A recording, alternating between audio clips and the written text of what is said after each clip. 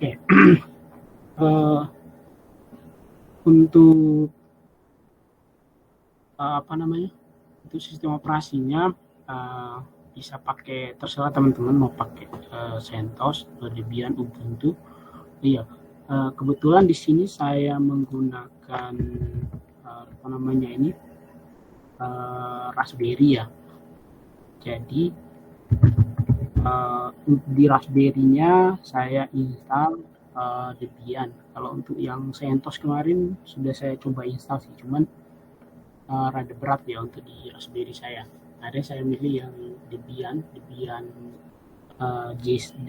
apa namanya? Busi ya, Debian 11.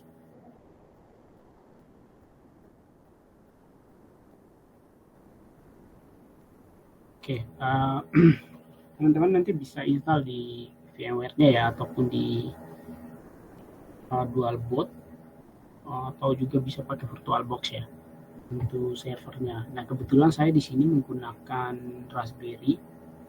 Jadi Raspberry-nya saya install apa namanya itu Debian ya.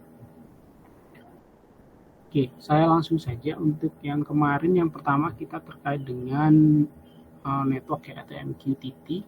Jadi di sini kita menggunakan aplikasi Mosquito ya, Mosquito.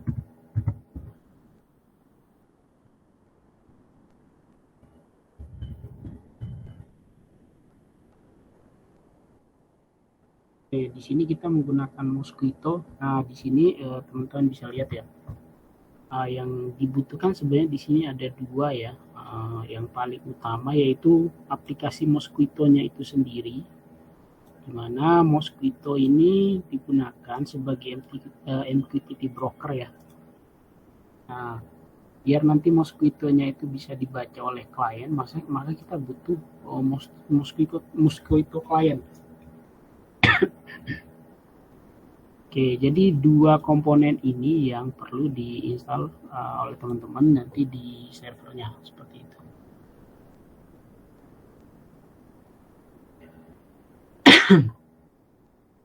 Oke,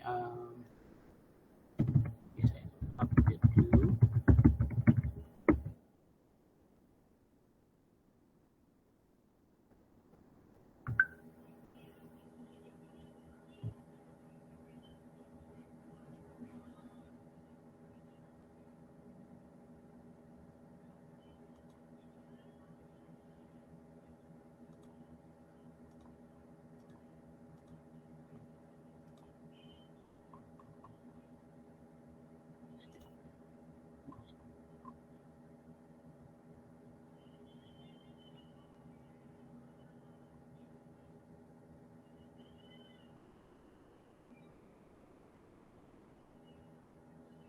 Oke, kalau sudah diupdate nanti teman-teman bisa langsung menginstalnya ya.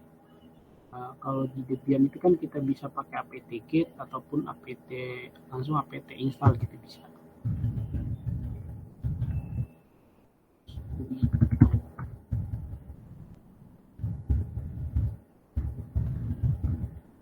Kedua ini yang kita install ya di Mosquito-nya untuk aplikasi untuk MQTT-nya, sama biar aplikasi MQTT-nya bisa dibaca oleh klien, maka kita butuh library Mosquito client.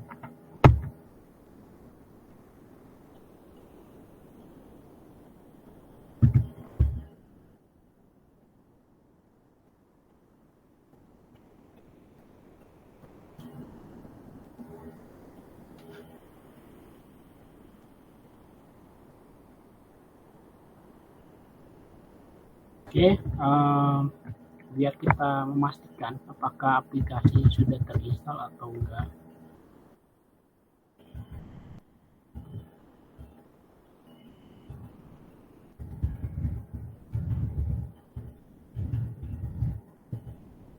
Oke, di sini kita sudah terinstall ya untuk Mosquito-nya sama Mosquito client.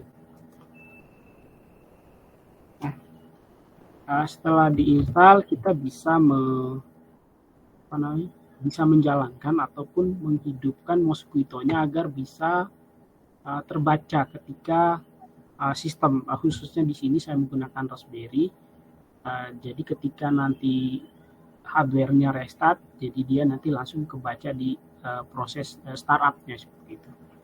Jadi kita perlu menjalankannya dulu, atau sebelumnya kita lihat dulu apakah aplikasinya sudah jalan atau tidak. Oke, di sini untuk Mosquito-nya coba kita jalankan lagi ya. Untuk biar kebaca saat startup, jadi kita menghidupkan ya.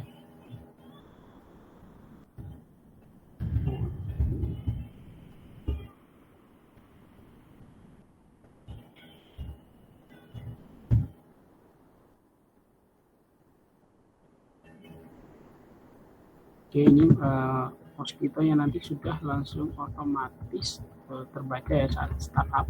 Sekarang kita start. Oke. Lihat statusnya apakah sudah jalan atau tidak ya. Oke, di sini Mosquito brokernya sudah, MQTT brokernya sudah jalan. Nah, kita bisa juga melihat di prosesnya.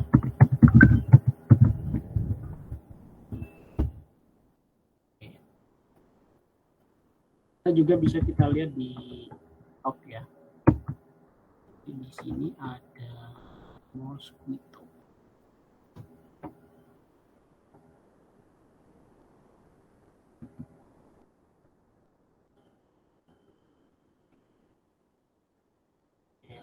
Mosquito-nya kita sudah menjalankan.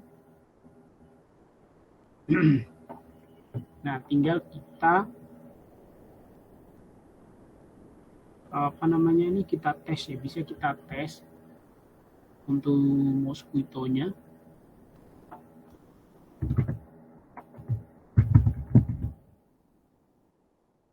Tadi brokernya itu kan ada proses subscribe sama publisher ya. Jadi kalau teman-teman lihat ya sebentar saya.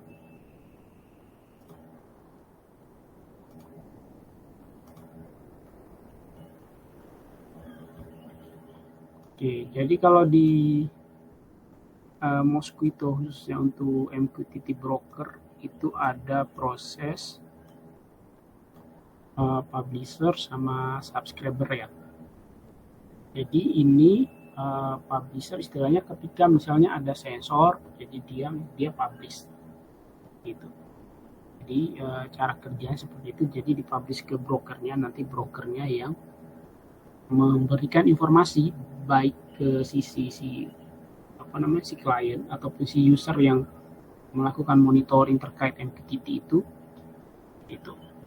dalam bentuk subscribe istilahnya, nanti bisa ditampilkan dalam bentuk kalau di sini dicontohkan hello world, ataupun kalau kita buatkan interface dalam bentuk web interface, nanti tampilannya berubah entah itu grafis ataupun dalam bentuk chart seperti itu.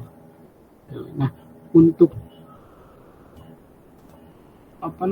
di percobaan sendiri kita pakai sub ya, istilahnya dia subscribe ke sisi MQTT brokernya seperti itu.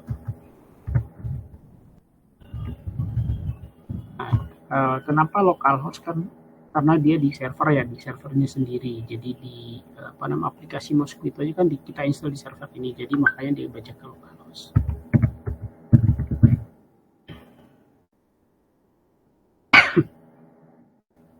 Nah, ini istilahnya kita subscribe. Nanti untuk publishernya kita buka tab baru misalnya dengan server yang sama.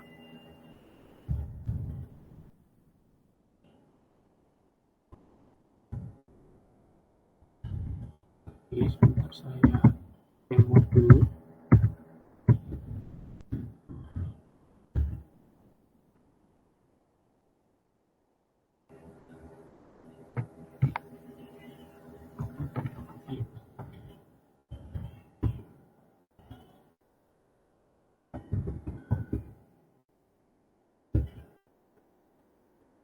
Oke, saya tampilkan ini ya, jadi dua.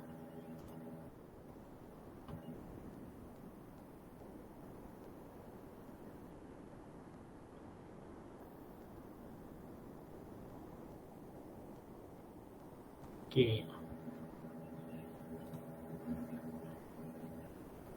Oke, yang di sisi kiri itu yang subscriber, yang sisi kanan ini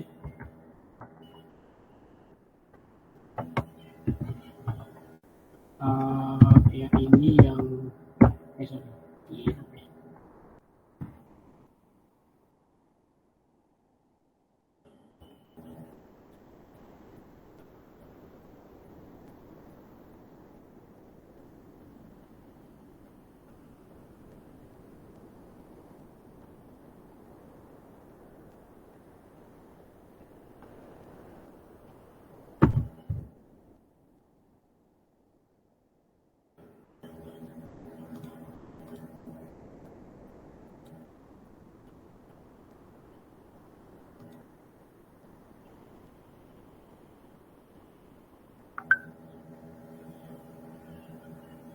sorry, oke,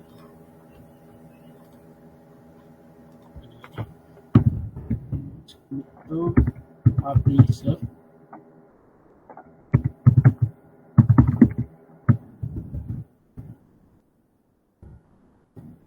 Ini kita tes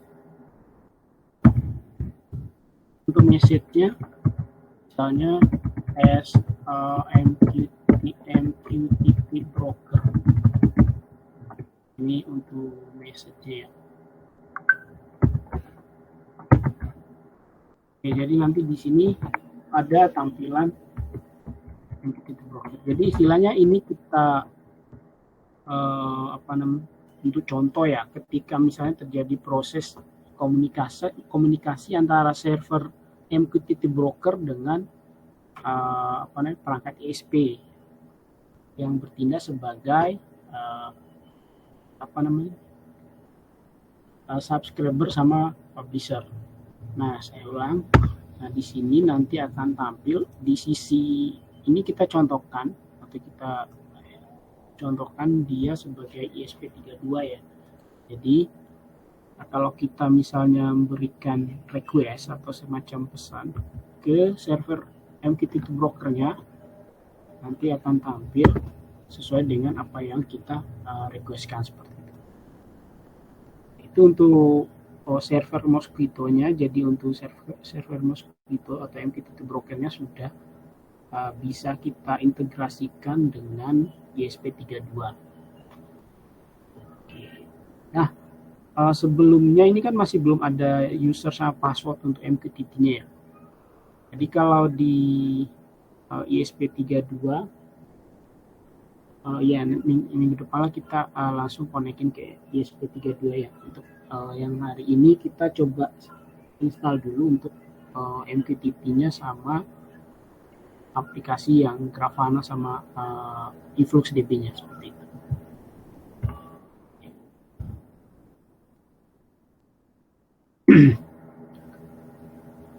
Oke, untuk lebih amannya lagi, jadi kita bisa menambahkan di Mosquito-nya ini user sama password-nya ya. Jadi kita bisa menambahkan untuk user sama password di server Mosquito-nya.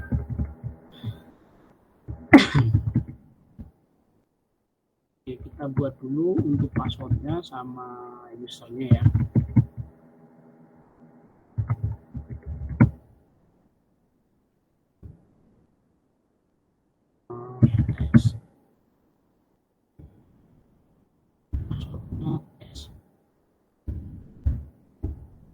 Ini sudah kesimpan di Mosquito password. Nah, ini kita sudah buatkan user sama passwordnya. Nah, ini nanti yang kita masukkan di settingan di ISP32. Jadi untuk IP-nya, untuk IP di ISP32 itu kan ada yang kita masukkan IP username sama password. Nah, untuk IP MQTT-nya sendiri itu adalah IP dari server Mosquito ini. Ini IP yang kita masukkan nanti di settingan ESP32-nya. Nah, sedangkan untuk usernya, kita masukkan usernya adalah tes. Nah, ini passwordnya kan sudah di-encrypt, jadi yang kita masukkan nanti ya sesuai dengan password yang sudah kita masukkan di atas tadi, yaitu passwordnya tes juga.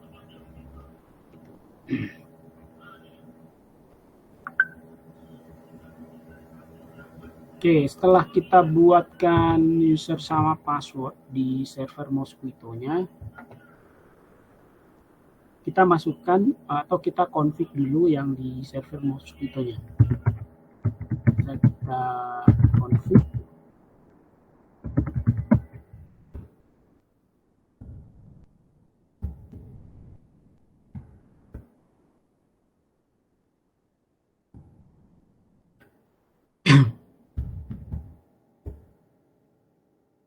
Nah, di sini kita bisa menambahkan konfigurasi ya. Biasanya yang kita masukkan adalah port yang digunakan untuk Mosquito. Jadi kita masukkan saja di sini, terserah ya, kita masukkan di tengah sini aja.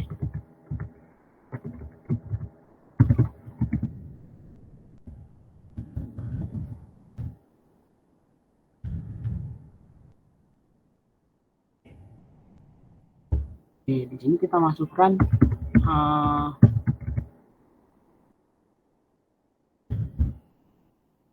untuk port yang kita setting nanti di di jaringannya, yaitu port yang diizinkan untuk mengakses Mosquito. Biasanya umumnya Mosquito itu di port 1883. Ini nanti yang kita masukkan di di ESP32 ya untuk portnya.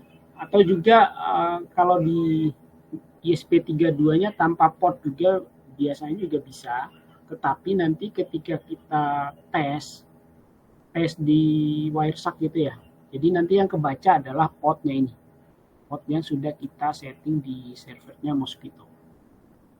Gitu. Oke.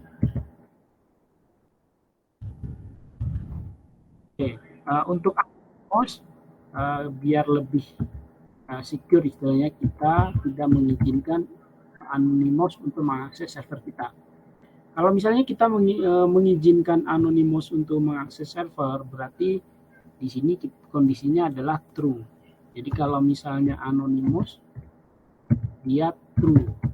Ini kalau Anonymous ya. Tapi kalau kita nonaktifkan Anonymousnya, kita setting false. Oke, setelah itu kita masukkan tempat kita menyimpan passwordnya tadi. Password file. Jadi password filenya tadi kita simpan di etc mosquito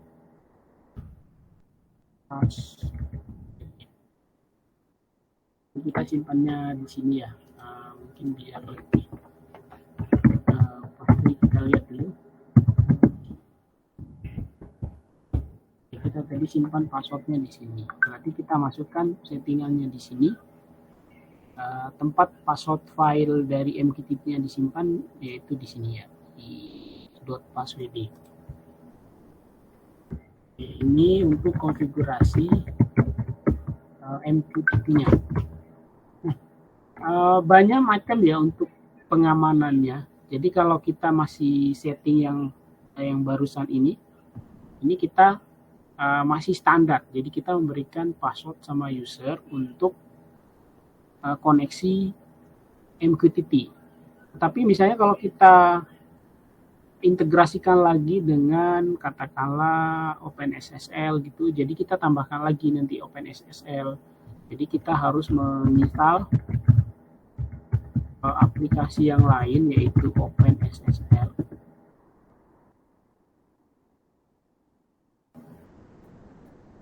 Nah, ini biasanya yang kita install ya.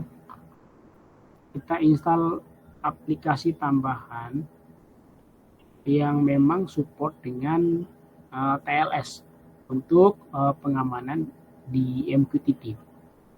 Jadi ini yang kita simpan, yang kita install biasanya, yaitu SSL Chirp. Nah, ini untuk pengamanan koneksi. Istilahnya ketika ada transaksi antara publisher dengan server MQTT-nya, itu ada proses encrypt seperti itu. Jadi nanti kalau kita scan menggunakan Wireshark, katakan seperti itu, jadi nanti yang kebaca bukan lagi plain text gitu ya, tetapi yang kebaca adalah ini ya, istilahnya kode yang sudah di-encrypt seperti itu. Itu kalau kita bisa menambahkan OpenSSL atau TLS. Nah, tadi kita sudah selesai membuat setting yang standar untuk Mosquito. Sekarang kita coba restart untuk Mosquito-nya.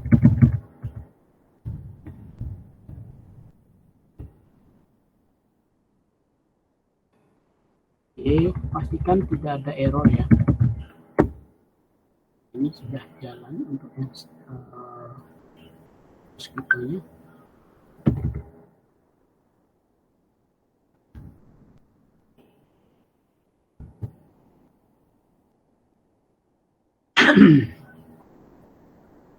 Oke, coba kita ulang lagi ya untuk subscribe sama publisher-nya tadi.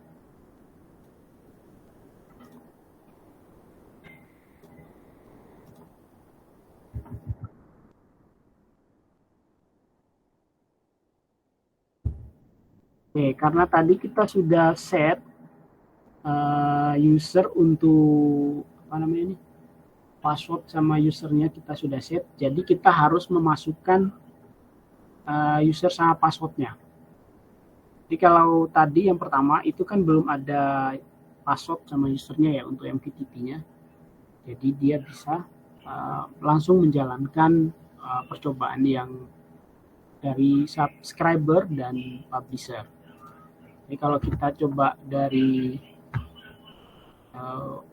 publisher-nya ini dia nggak bisa ya, karena di sisi server Mosquito-nya kita sudah set user sama password-nya untuk pengamanannya. Jadi kalau kita misalnya mau tes lagi, kita harus masukkan user sama password-nya. Oke. Jadi untuk pengetesannya kita masukkan localhost tetap sama, edit test. Nah, di sini ada kita tambahkan user. Ini tadi adalah test, passwordnya adalah test. Ya, ini sudah masuk ya, jadi tadi passwordnya test, usernya test. Jadi begitupun ketika kita coba dari sisi publisher. Jadi di sisi publishernya kita selain menambahkan message-nya tadi, nah misalnya di sini ya TSMP broker menggunakan user dan password. Ini untuk message-nya. Jadi untuk usernya S, passwordnya S. Itu. Jadi kalau kita coba, nah ini sudah bisa ya. Jadi di sisi subscribe-nya, nanti di sini ada muncul. Nah untuk aplikasinya ada ya, kalau di Android juga ada, di PC juga ada. Jadi kalau kita bisa ngetesnya dari sisi dari sisi komputer juga. Jadi kita bisa mencoba dari sisi komputer, cuman kita harus install dulu aplikasinya. Oke, sebentar.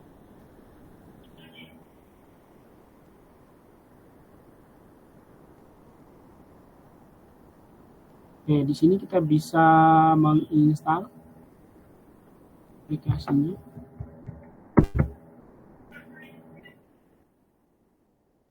Ada namanya MQTT Explorer ya. Ini bisa kita install di Windows. Kalau di Android juga ada. Kita install.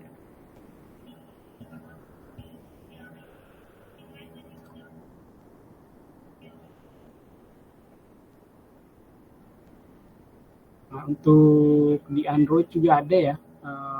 Bukan MQTT Explorer sih, ada aplikasi yang lain namanya juga.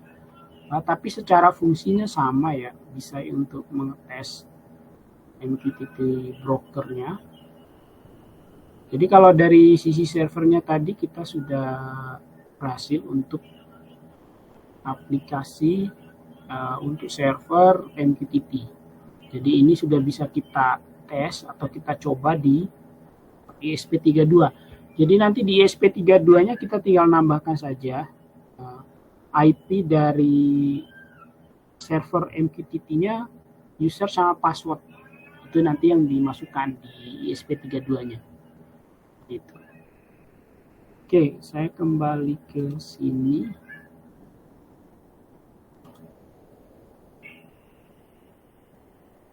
Oke, sebentar. Kita install dulu. Jadi nanti kalau secara tampilan sih seperti ini ya. Jadi kalau kita misalnya punya sensor gitu ya, sensor apapun, nanti akan kebaca di sini nih. Misalnya di sini ada living room, terus kelembapannya berapa, terus lampu, temperaturnya berapa. Jadi nanti kebaca nih di sini di MQTT Explorer. Jadi apa yang ada di ESP32, sensor misalnya yang kita taruh di ESP32 itu nanti akan muncul di sini. Nah, selain muncul di sini, juga muncul di kalau kita misalnya integrasikan lagi dengan Blink yang kemarin, seperti itu. Oke.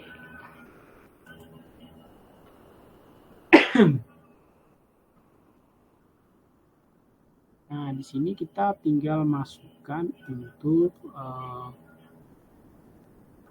tes server MQTT.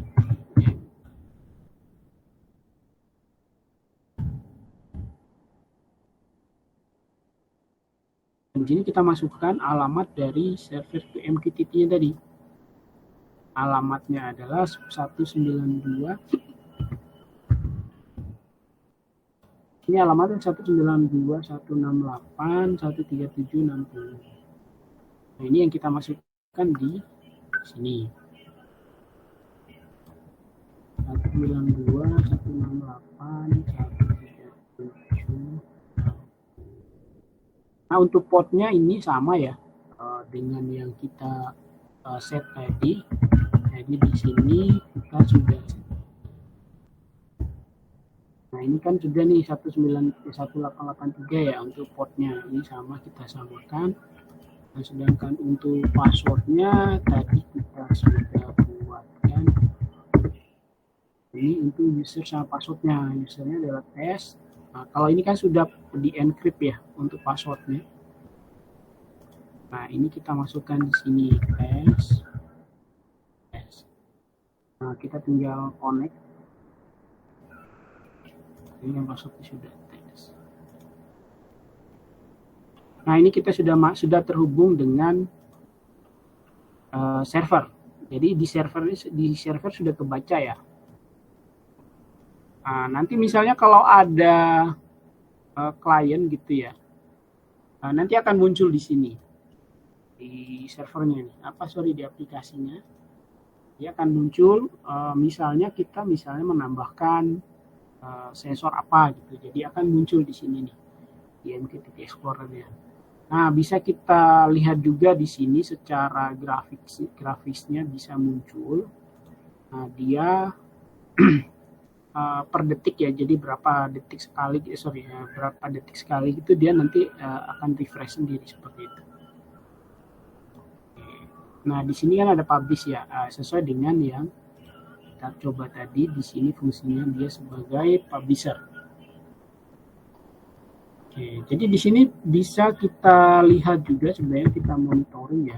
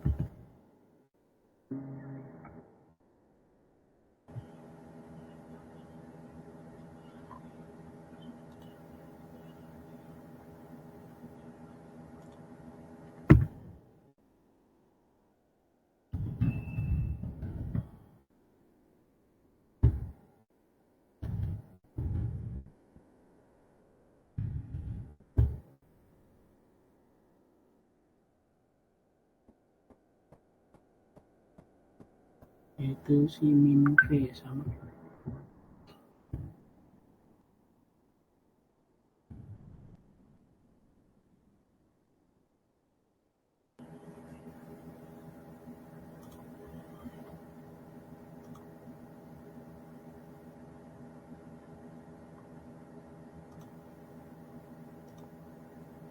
Ya misalnya kalau nanti kita ada membaca sensor gitu ya atau message, dia nanti akan ditampilkan dalam bentuk message ini.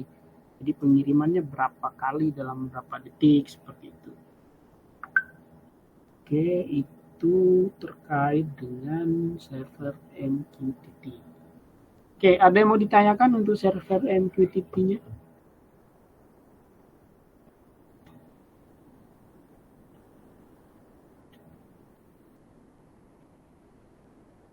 Oke, kita tambahkan dulu nih, aktifin lognya ya di sini di server MQTT-nya.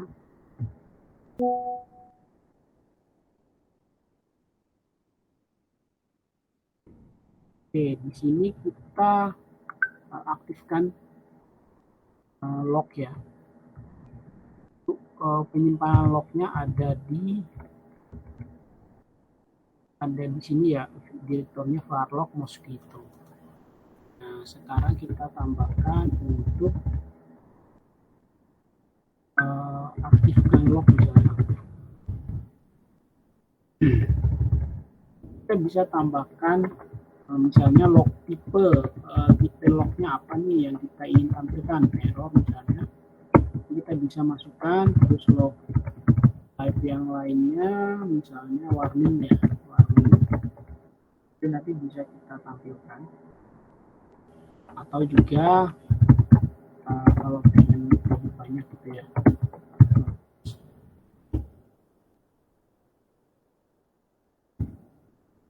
information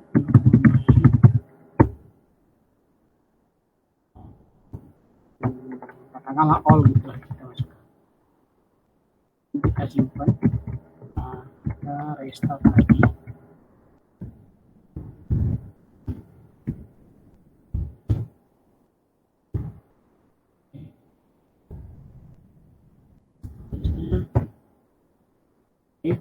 Nggak masalah.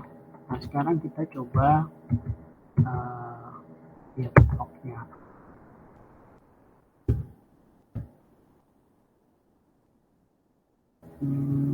Kalau kita dari sini publish ya.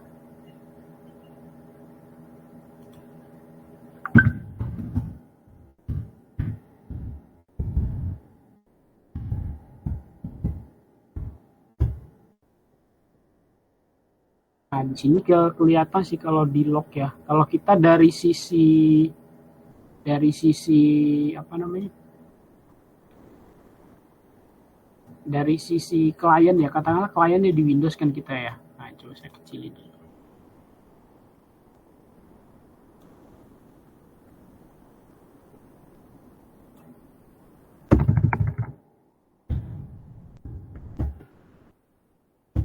Nah, dari sisi ini kita misalnya publish nih. Nanti ada kebaca di situ.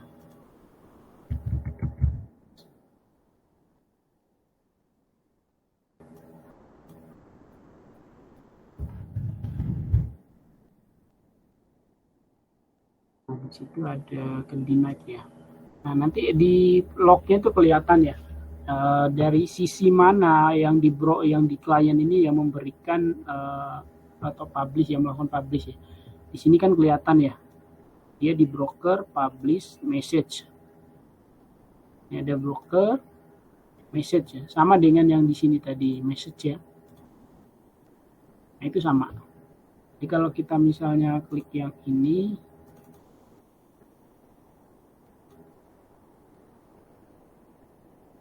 oke, di situ ada byte ya.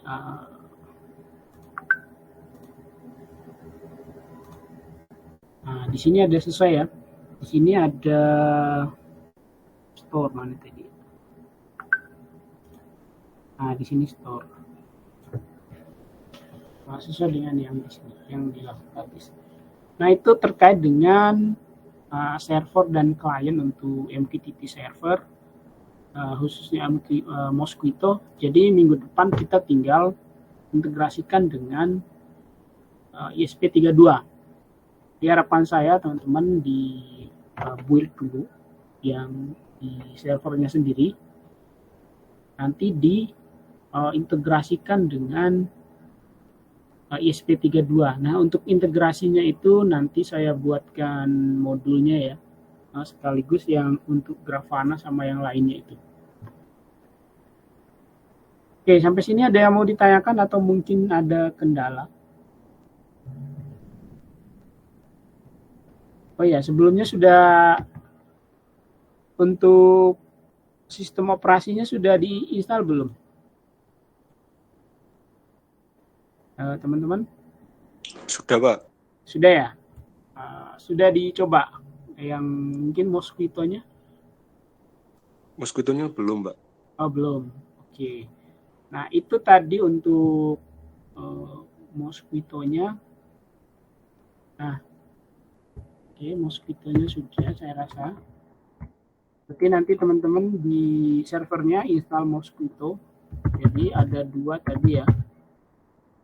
Teman-teman tinggal menginstal Mosquito-nya sama Mosquito client. Mosquito.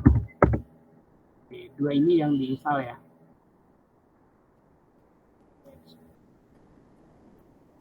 Nah, untuk 2 ini yang diinstal. Nah, selain itu teman-teman setting yang tanpa password sama yang menggunakan password. Nah, untuk modulnya nanti saya share baik yang Mosquito ini maupun yang Grafana-nya. Oke, saya lanjut ke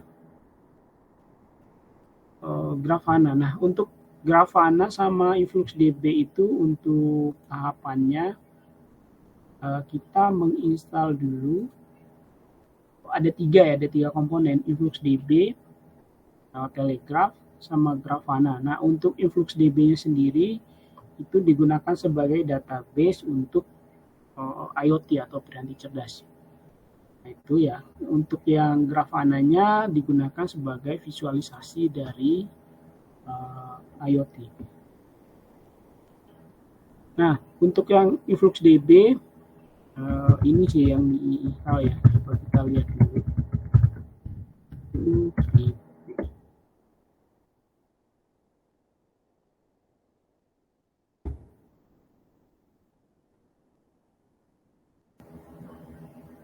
Nah, di sini ini yang kita install ya untuk InfluxDB-nya, ini InfluxDB yang kita install. Di sini kan ada ini ya, scalable data store for metric, event, and real-time analytics. Nah, ini sesuai dengan komponen-komponen yang dimonitoring oleh piranti cerdas. Dia datanya dalam bentuk metrik, datanya juga harus dalam bentuk real-time. Seperti itu. Makanya menggunakan InfluxDB. Untuk yang lainnya, untuk visualisasinya menggunakan Grafana.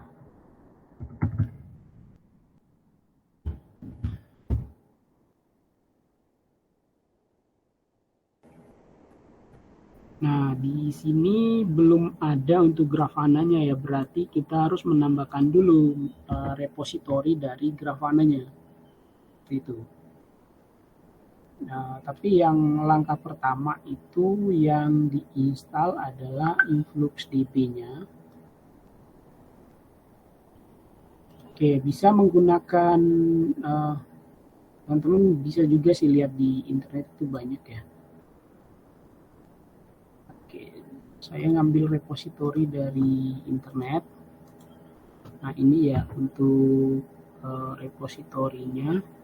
Nah, bisa langsung ke webnya InfluxDB. Nah, kita klik dulu untuk repositorinya. Belum ada ya.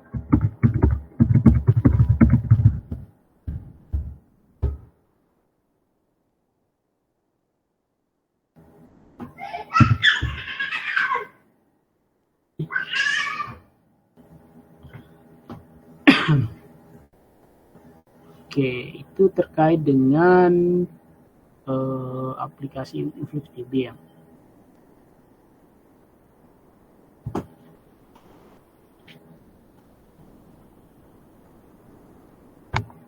Jadi kenapa sih kita sebenarnya butuh mempelajari ini ya? Untuk rata-rata dunia industri itu banyak yang menggunakan seperti yang kita jelaskan tadi, yang Mosquito itu rata-rata kalau di dunia industri itu khususnya yang memang mau terjun di IoT ya. IoT itu kan banyak juga posisinya ya. Ada yang IoT developer. Kalau IoT developer itu ada yang fokus ke ini ya, fokus ke buat aplikasinya. Misalnya teman-teman di IoT developer. Itu nanti teman-teman misalnya untuk job desk-nya mungkin disuruh buat aplikasi monitoring apa gitu ya. Kalau saat ini kan yang teman-teman gunakan Blink atau yang semacam itu kan yang gratisan. Mungkin nanti ketika teman-teman bekerja di bidang IoT developer, itu nanti disuruh buat sendiri. Jadi disuruh buat sendiri untuk aplikasi-aplikasi yang support dengan apa yang teman-teman kerjakan seperti itu. Istilahnya mungkin dari sisi aplikasi mobile-nya mungkin nanti yang disuruh buat, atau misalnya aplikasi untuk yang berbasis web mungkin seperti itu. Itu kalau yang IoT developer. Ada juga yang IoT yang memang khusus di hardware. Jadi kalau yang hardware itu yang merancang alatnya, terus yang membuat modul istilahnya modul untuk perangkatnya. Nah itu nanti IoT yang memang khusus untuk di hardware. Itu ada macam-macam sih. Apalagi sekarang kan untuk IoT sudah semakin banyak ya yang memproduksi untuk perangkatnya seperti itu.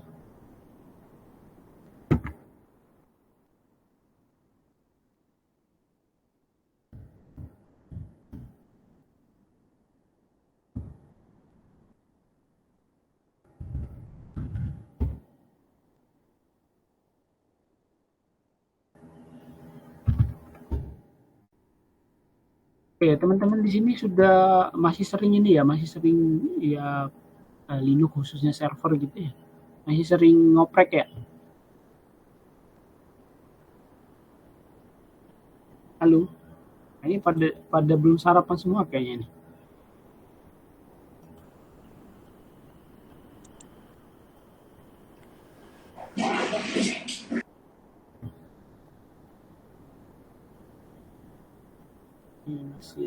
Oh ya, untuk modulnya nanti saya share terkait dengan proses instalasi Mosquito maupun integrasinya dengan ESP32.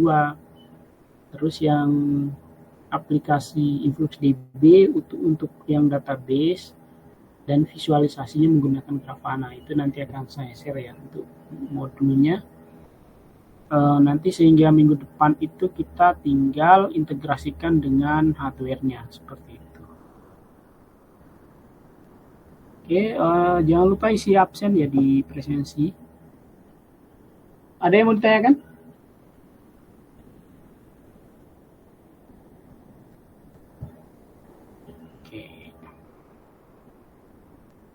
Oke, nanti untuk yang proses instalasi InfluxDB, Grafana sama yang Telegraph nanti akan saya share di modul ya.